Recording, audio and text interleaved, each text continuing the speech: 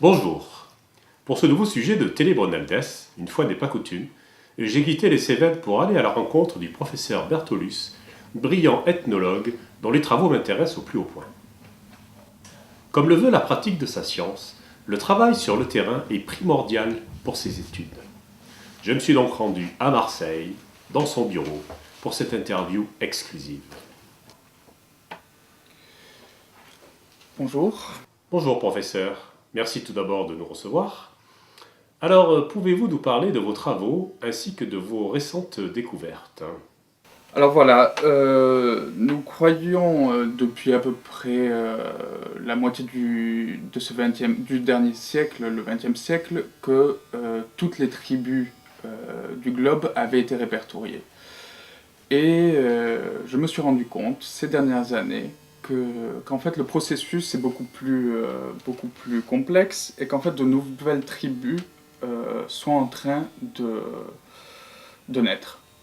Notamment, j'ai découvert, on peut le dire comme ça, j'ai découvert, moi, l'existence d'une nouvelle tribu qui s'est cependant attribué le nom d'une ancienne tribu.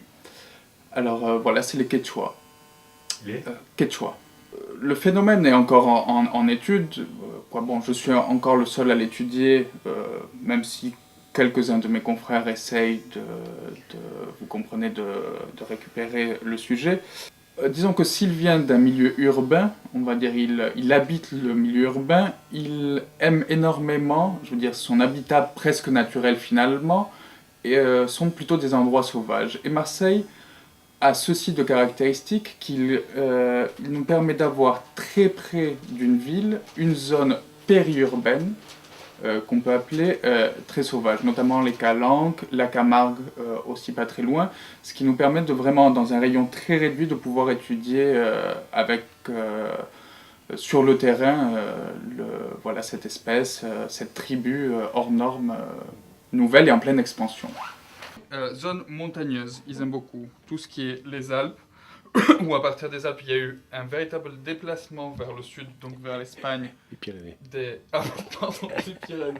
Donc c'est une tribu de race eurasiatique, comme que nous l'avons dit, alors qui est en pleine, qui au niveau morphologique ressemble à n'importe quel européen, on va dire, de type eurasiatique. Sauf qu'il est dans une espèce de mutation qui est due à une activité qui lui nécessite énormément de déplacement, pour lequel il a décidé que finalement, on va dire, il nécessite d'avoir 4 pattes, évidemment.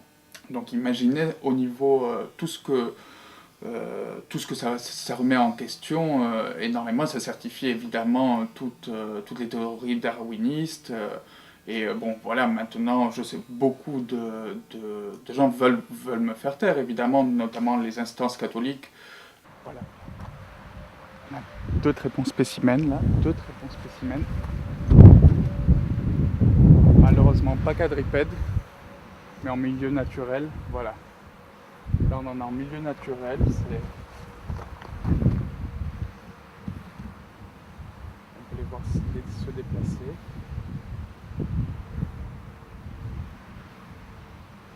Alors, regarde, il y en a une, deux là. Oh, c'est bon. Regarde. Je les ai, regarde. Très bien. Donc voilà, je suis en train d'étudier ces codes du Quechua, que lui comprend parfaitement. Je les déchiffre peu à peu. Par exemple, je sais maintenant que ce petit signe, qui est quelque chose de semblable à un hiéroglyphe, où on voit par exemple là un quadrupède. Donc ce qui nous montre bien que cette carte est totalement Quechua, puisqu'on voit que l'humain ici a déjà évolué dans le dessin avec la canne.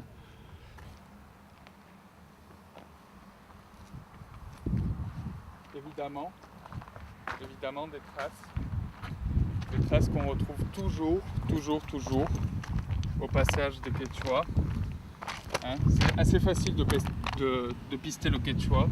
Il suffit de rentrer dans une colline et de repérer ce genre de traces.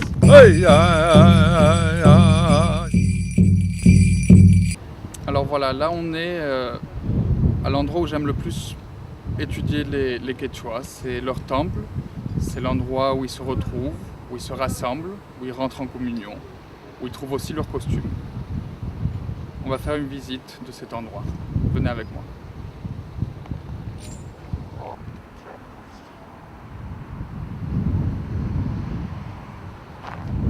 Des spécimens magnifiques.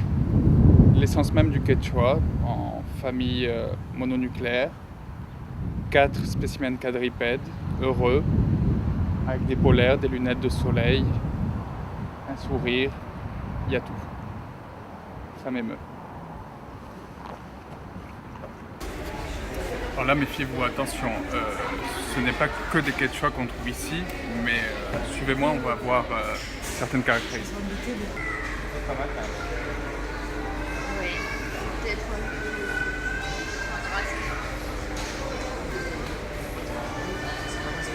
Alors ça c'est très intéressant, voilà, c'est un petit film qui a été fait par certains experts en Quechua où on voit vraiment l'évolution.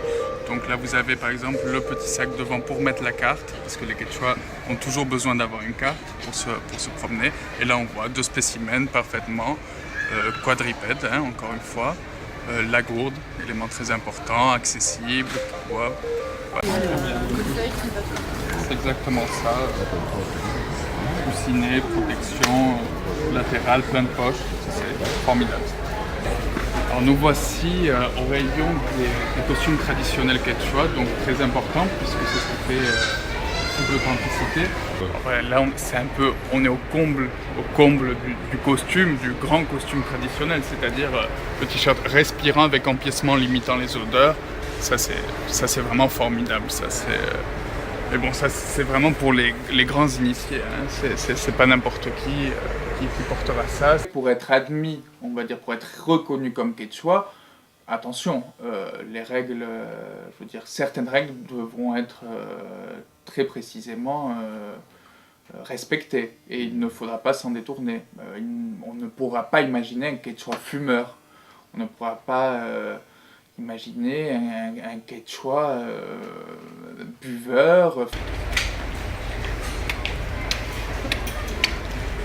Voici un habit traditionnel quechua.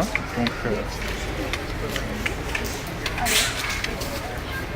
le quechua n'aime pas se surcharger d'aliments et veut surtout que tout soit, que les choses soient pratiques, que ça soit. Il emmène déjà la nourriture toute faite. Il aime beaucoup, par exemple, c'est un grand friand, on peut le dire comme ça, de salade de riz, par exemple, salade de riz avec du thon, du maïs en boîte, très grand consommateur de maïs en boîte. Il va utiliser beaucoup de Tupperware, peut-être une pomme, peut-être une demi-pomme même, il est capable d'emmener pour alléger son sac, son transport. Il ne boira que de l'eau. Voilà, ça s'appelle granny. Vous voyez, granny, excusez-moi, c'est coupé. Oui, non, voyez, c'est pas grave. C'est lu, c'est très bien, c'est granny moelleux, hein, aux fruits. Et c'est très énergétique. Hein. D'accord, oui, avec très peu de... Oui, très ça pèse peu. très peu lourd, oui, voilà, donc on peut bien le transporter en même exactement. temps. La qualité nutritive est très bonne. importante. Et si jamais j'avais plus longtemps, si jamais j'avais un peu plus faim, eh bien j'ai pris 2 tranches je n'étais pas mangé, et j'avais 2 tranches de pain d'épices. Vous voyez, 2 tranches. Aujourd'hui, j'en ai pas eu besoin. Vous en avez pas besoin. Ça va.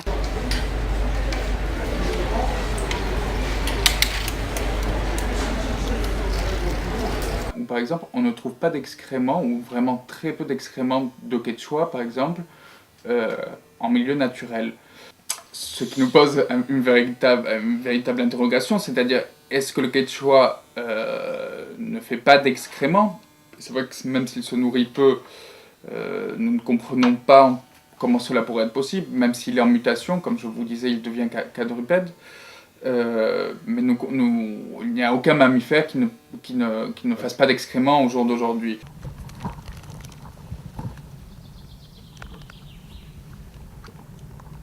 Parce que c'est une tribu qui étonnamment n'est pas une grande créatrice de culture. Même pratiquement elle est inexistante, la culture propre quechua.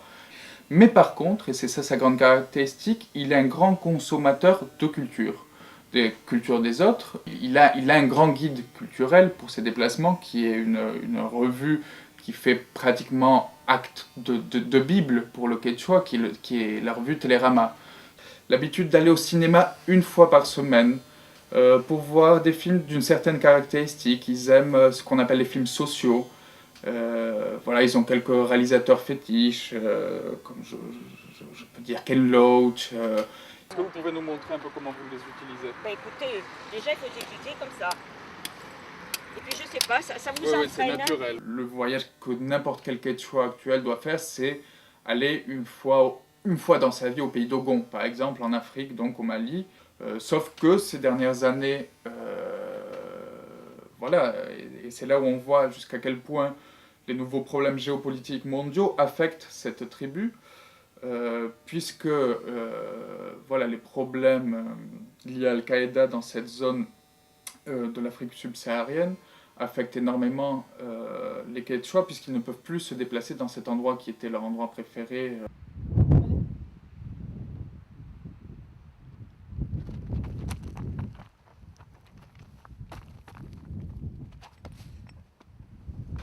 Eh bien, merci infiniment pour cet éclairage sur les us et coutumes des Quechua, et soyez prudent tout de même, professeur, pour la suite de vos recherches. Je ne manquerai pas, auditeurs fidèles, de vous tenir au courant des avancées de l'étude du professeur Bertolus, et peut-être que nous retournerons à sa rencontre pour de nouvelles révélations. À bientôt.